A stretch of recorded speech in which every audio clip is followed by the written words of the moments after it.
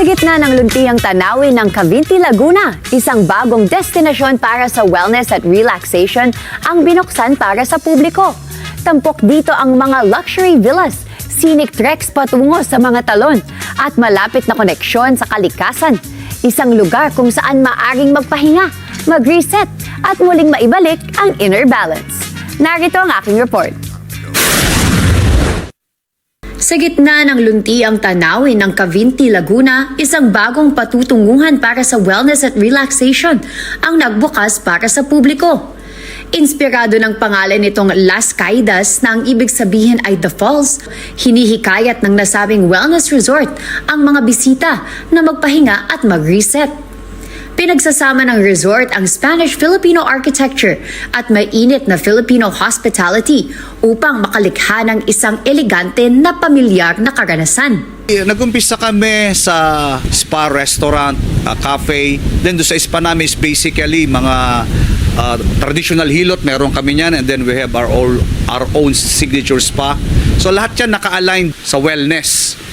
Kamakailan din ay ang naturang wellness resort ay opisyal na naglunsad ng kanilang 3 bagong luxury pool villas, Serenidad, Cascada at Montana, na nag-aalok ng kakaibang karanasan sa kalusugan, kalikasan at komunidad. Ang mga bagong accommodations ay ginawa para maging welcoming hindi lamang sa couples at solo travelers, kundi pati na rin sa pamilya, barkada at corporate teams. Ang mga spacious villas at flexible room layouts ay nagbibigay ng komportableng privacy at inspiring spaces para sa relaxation at pagkonekta muli.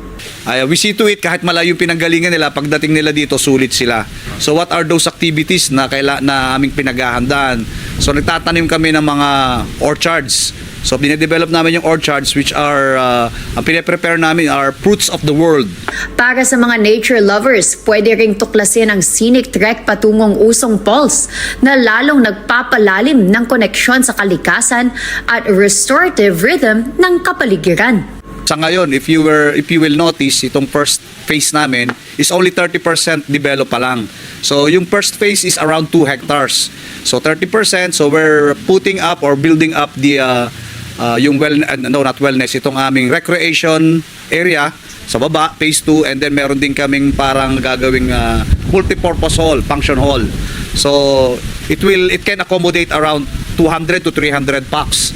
Bukas na ngayon ang Las Caídas Wellness Resort sa Cavinti, Laguna, isang lugar kung saan maaring maranasan ang tunay na pahinga, reconnection sa nature at inner balance.